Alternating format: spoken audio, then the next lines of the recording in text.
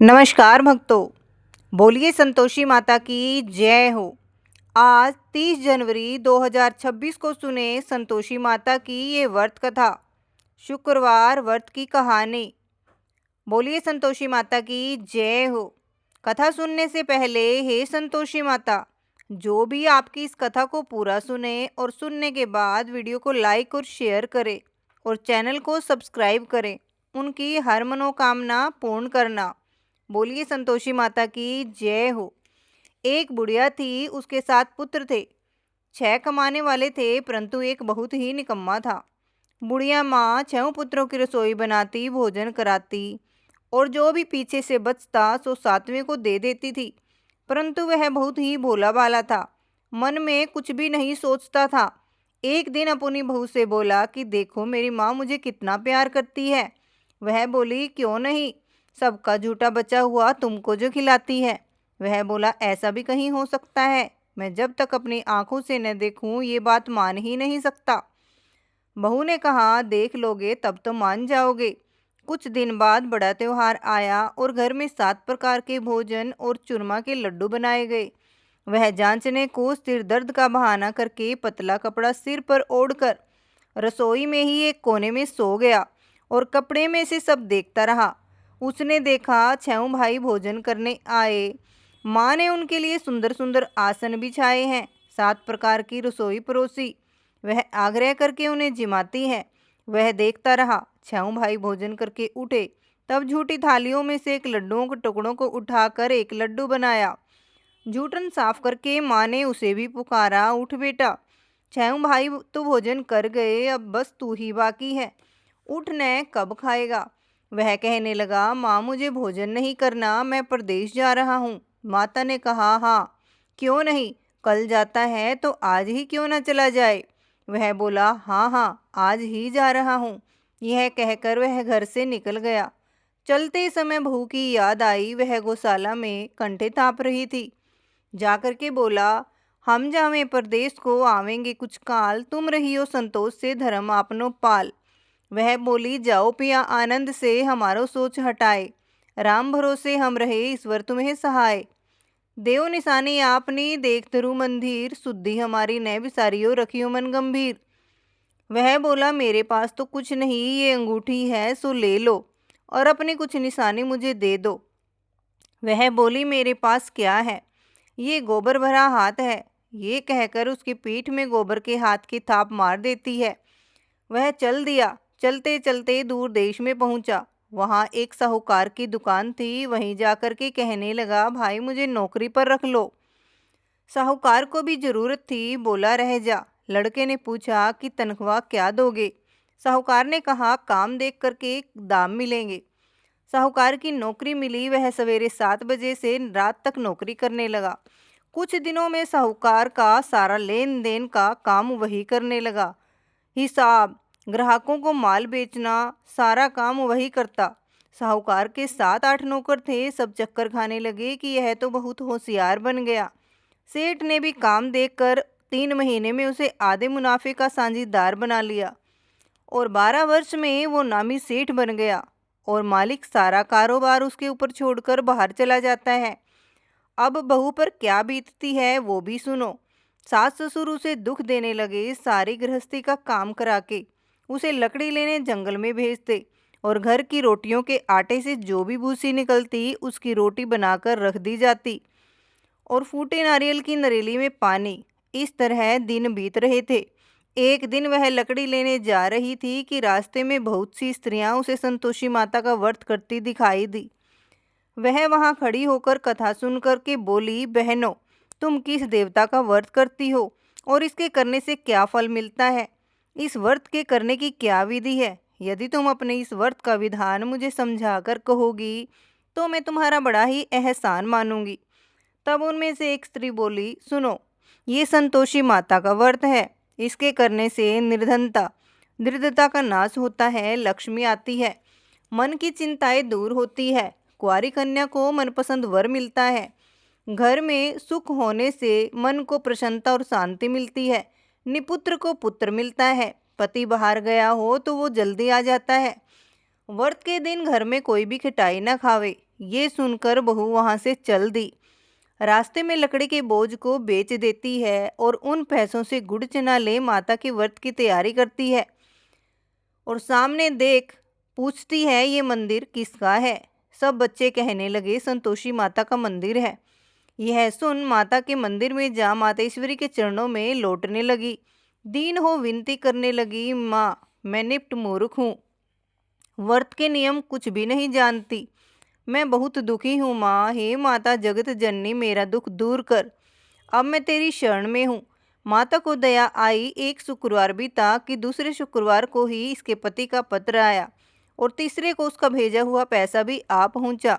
यह देख जेठानी मुंह सिकोड़ने लगी, इतने दिनों में इतना पैसा आया, इसमें क्या बड़ाई है। लड़के ताने देने लगे कि काकी के पास अब पत्र आने लगे हैं, रुपया आने लगा, अब तो काकी की खातिर बढ़ेगी, अब तो काकी बुलाने से भी नहीं बोलेगी। वह बेचारी सरलता से कहती, भैया पत्र आवे रुपया आवे तो हम सबके लिए ही अच्छा है। वह ऐसा कहती है और आंखों में आंसू भरकर संतोषी माता के मंदिर में मातेश्वरी के चरणों में गिरकर रोने लगती है। माँ मैंने तुमसे पैसा नहीं मांगा, मुझे पैसे से क्या काम है, मुझे तो अपने सुहाग से काम है, मैं तो अपने स्वामी के दर्शन और सेवा मांगती हूँ। तब माता ने खुश होकर कहा, जा बेटी तेरा स्वामी आएगा। यह सुन खुशी से बावली होकर घर जाके काम करने लगी।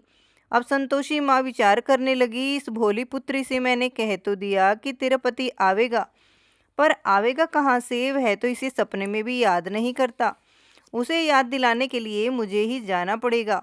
इस तरह माता बुढ़िया के बेटे के पास जा सोपन में प्रकट हो कहने लगी, साहूकार के बेटे सोता है या जागता है। वह बोला, माता सोता भी नहीं हूँ जागता भी नहीं हूँ, बीच में ही हूँ, कहो क्या आज्ञा है। माँ कहने लगी, तेरा घर बार कुछ है भी या नहीं। वह बोला, मेरा सब कुछ है, माँ बाप भाई बहन व बहू, क्या कमी है। माँ बोली, भोले पुत्र तेरी स्त्री घोर कष्ट उठा रही है, तेरे माँ बाप उसे दुख दे रहे हैं, वह तेरे लिए तरस रही है, तू उसकी सुधि ले।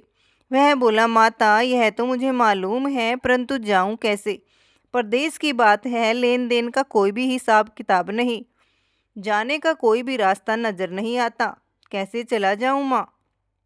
माँ कहने लगी, मेरी बात मान, सवेरे नहा धोकर माता का नाम ले, घी का दीपक जला, दंडवत कर दुकान पर जा बैठना, देखते देखते तेरा लेन देन सब चुक जाएगा, माल बिक जाएगा और सांझ होते होते धन का ढेर लग जाएगा। तब सवेरे बहुत जल्दी उठ करके उसने लोगों से अपने सपने की सारी बात कही, तो वे सब उसकी बात को अनसुनी करके मजाक उड़ाने लगे, कहीं सपने भी सच होते हैं। एक बूढ़ा बोला, देख भाई मेरी बात मान, इस तरह सचझूठ कहने के बदले देवता ने जैसा भी कहा है तू वैसा ही कर, तेरा इसमें क्या जाता है। अब बूढ़े की बात मानकर नहा धोकर संतोषी माता को दंडवत कर घी का दीपक जला दुकान पर जा बैठा। थोड़ी देर में क्या देखता है कि देने वाले रुपया लाए और लेने वाले हिसाब लेने लगे। कोठे में भरे सामानों के खरीदार नगद दाम में सौदा करने लगे। शाम तक धन का ढेर लग गया। माता का नाम ले और ये माता का चमत्कार देख खुश होकर के मन में माता का नाम लेते लेते घर ले जाने वास्ते गहना और कपड़ा खरीदने लगा और वहाँ के काम से निपट तुरंत घर को रवाना हुआ। वहाँ बहू बेचारी जंगल में लकड़ी लेने जाती है, लौटते वक्त माताजी के मंदिर में विश्राम करती है। वह तो उसका रोज रुकने का स्थान ठहरा। दूर से ही धूल उठती देखकर वह माता से पूछती है, हे माता ये धूल कैसी उड़ रही है। माँ कहती है, पुत्री तेरा पति आ रहा है, अब तू ऐसा कर लकड़ियों के 3 बोझ बना ला, एक नदी के किनारे रख, दूसरा मेरे मंदिर पर और तीसरा अपने सिर पर रख। तेरे पति को लकड़ी का गट्ठा देखकर मोह पैदा होगा, वह वहाँ रुकेगा, नाश्ता पानी बना खा पी कर माँ से मिलने जाएगा। तब तू लकड़ी का बोझ उठाकर जाना और बीच चौक के में गट्ठा डालकर 3 आवाज़ें जोर से लगाना, लो सासू जी लकड़ियों का गट्ठा लो, लो भूसे की रोटी दो और नारियल के खोपड़े में पानी दो, आज मेहमान कौन आया है। माँ की बात सुनकर के बहुत अच्छा माता जी कहकर खुश होकर लकड़ियों के 3 गट्ठे ले आई, एक नदी के तट पर रखा, एक माता के मंदिर पर। इतने में ही एक मुसाफिर वहां आ पहुंचता है। सूखी लकड़ी देख उसके पति की इच्छा हुई कि यहीं निवास करे और भोजन बना खा पी कर ही गांव जाए। इस प्रकार भोजन बना विश्राम करके वह गांव को गया। जब वह सबसे प्रेम पूर्वक मिल रहा था, उसी समय बहू सिर पर लकड़ी का गट्ठा लिए आती है। लकड़ी का भारी बोझ आंगन में गिर कर जोर से 3 आवाजें देती है। लो सासू जी, लकड़ी का गट्ठा लो, भूसी की रोटी दो और नारियल के खोपड़े में पानी दो। आज मेहमान कौन आया है? यह सुनकर उसकी सास अपने दिए हुए कष्टों को भुलाने के लिए कहती है, बहू ऐसा क्यों कहती है? तेरा मालिक ही तो आया है। आ बैठ, मीठा भात खा, भोजन कर, कपड़े गहने पहन। इतने में आवाज़ सुनकर उसका स्वामी बाहर आता है और अंगूठी देख व्याकुल हो माँ से पूछता है, माँ ये कौन है? माँ कहती है, बेटा ये तेरी बहू है। आज 12 वर्ष हो गए जब से तू गाँव गया है, तब से ये सारे गांव में जानवर की तरह भटकती फिरती है। कामकाज तो घर का कुछ भी नहीं करती और 4 समय आकर के खा जाती है। अब तुझे देखकर भूसी की रोटी और नारियल के खोपड़े में पानी मांगती है। वह लज्जित होकर बोलता है, ठीक है माँ, मैंने इसे भी देखा है और तुम्हें भी देखा है। अब मुझे दूसरे घर की ताली दो तो मैं उसमें रहूं। तब माँ बोली, ठीक है बेटा, जैसी तेरी मर्जी, कहकर ताली का गुच्छा पटक दिया। उसने ताली ले दूसरे कमरे में, जो तीसरी मंजिल के ऊपर था, खोलकर सारा सामान जमाया। एक दिन में ही वहां राजा के महल जैसा ठाट बाट बन गया। अब क्या था, वे दोनों सुखपूर्वक रहने लगे। इतने में अगला शुक्रवार आया। बहू ने अपने पति से कहा कि मुझको माँ का उद्यापन करना है और वो उद्यापन की तैयारी करने लगती है। उद्यापन की तैयारी करके वो जेठ के लड़कों को भोजन के लिए कहने जाती है, परंतु जेठानी अपने बच्चों को सिखाती है, देखो रे, भोजन के समय सब लोग खटाई मांगना, जिससे उसका उद्यापन पूरा न हो। लड़के जीवने आए, खीर पेट भर करके खाई, परंतु याद आते ही कहने लगे, हमें कुछ खिटाई दो, खीर खाना हमें नहीं भाता, देखकर अरुचि होती है। बहू कहने लगी, खटाई किसी को नहीं दी जाएगी, यह तो संतोषी माता का प्रसाद है। लड़के उठ खड़े हुए, बोले, पैसे लाओ। भोली बहू कुछ नहीं जानती थी, सो उन्हें पैसे दे दिए। लड़के उसी समय उठ करके इमली ला करके खाने लगे। यह देखकर बहू पर माताजी ने कोप किया। राजा के दूत उसके पति को पकड़कर ले गए। जेठ जेठानी मनमाने खोटे वचन कहने लगे, लूट कर धन इकट्ठा करके लाया था, सो राजा के दूत उसको पकड़कर ले गए हैं। अब सब मालूम पड़ जाएगी जब जेल की मार खाएगा। बहू से ये वचन सहन नहीं हुए। वह रोती रोती माता के मंदिर में गई। हे माता, तुमने ये क्या किया? हंसाकर अब क्यों रुलाने लगी? माता बोली, पुत्री, तूने उद्यापन करके मेरा व्रत भंग किया है, इतनी जल्दी सब बातें भुला दी। वह कहने लगी, माता, भूली तो नहीं हूँ, न कुछ अपराध किया है, मुझे तो लड़कों ने भूल में डाल दिया, मैंने भूल से उन्हें पैसे दे दिए, माँ मुझे क्षमा करो।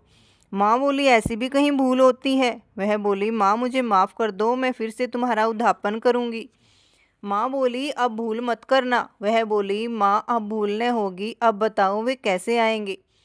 माँ बोली, जा पुत्री, तेरा मालिक तुझे रास्ते में ही आता मिलेगा। वह घर को चली, राह में पति आता मिला। उसने पूछा, तुम कहाँ गए थे? तब वह कहने लगा, इतना धन जो कमाया है उसका टैक्स राजा ने मांगा था, वह भरने गया था। वह खुश होकर के बोली, भला हुआ, अब घर को चलो। कुछ दिन बाद फिर शुक्रवार आया। वह बोली, मुझे माता का उद्यापन करना है।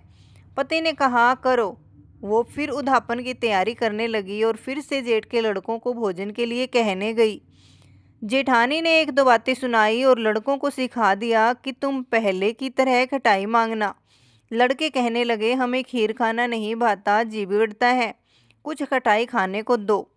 वह बोली, खटाई किसी को नहीं दी जाएगी, खाना हो तो खाओ। वह ब्राह्मण के लड़कों को लाकर भोजन कराने लगी। यथाशक्ति दक्षिणा की तरह एक एक फल उन्हें दिया। इससे संतोषी माँ खुश हुई। माता की कृपा होते ही 9वें मास उसको चंद्रमा के समान सुंदर पुत्र प्राप्त हुआ। पुत्र को लेकर प्रतिदिन माता जी के मंदिर में जाने लगी। माँ ने सोचा कि ये रोज आती है, क्यों न मैं आज इसके घर चलूं, इसका आसरा देखूं तो सही। यह विचार करके माता ने भयानक रूप बनाया। गुड़ और चने से सना मुख उस पर सूंड के समान होंठ और मक्खियां भिनभिना रही थी। दहलीज में पांव रखते ही उसकी सास चिल्लाई, देखो रे, कोई चुड़ैल चली आ रही है। लड़कों, इसे भगाओ, नहीं तो ये किसी को खा जाएगी। लड़के डरने लगे और चिल्लाकर खिड़की बंद करने लगे। बहू रोशनदान से देख रही थी, खुशी से बावली होकर चिल्लाने लगी, आज मेरी माता मेरे घर आई है। यह कहकर बच्चे को दूध पीने से हटाती है। इतने में सास का क्रोध फूट पड़ा। बोली, रांड इसे देखकर कैसी उतावली हुई है जो बच्चे को पटक दिया। इतने में माँ के प्रताप से जहाँ देखो वहाँ लड़के ही लड़के नजर आने लगे। वह बोली, माँ जी, जिनका मैं व्रत करती हूँ यह वही संतोषी माता है। इतना कह झट से सारे घर के किवाड़ खोल देती है। सबने माता के चरण पकड़ लिए और विनती करके कहने लगे, हे माता, हम मूर्ख हैं, अज्ञानी हैं, पापी हैं। तुम्हारे व्रत की विधि हम नहीं जानते। तुम्हारे व्रत को भंग करके हमने बड़ा अपराध किया है। हे माता, आप हमारा अपराध क्षमा करो। उस प्रकार माता खुश हुई। माता ने बहू को जैसा फल दिया वैसा माता सबको दे। जो पढ़े सुने सुनावे उनके मनोरथ पूर्ण करो माँ। बोलिए संतोषी माता की जय हो। हे संतोषी माता, आप जिसने भी आपकी ये कथा पूरी सुनी उनकी हर मनोकामना पूर्ण करना। बोलिए संतोषी माता की जय हो।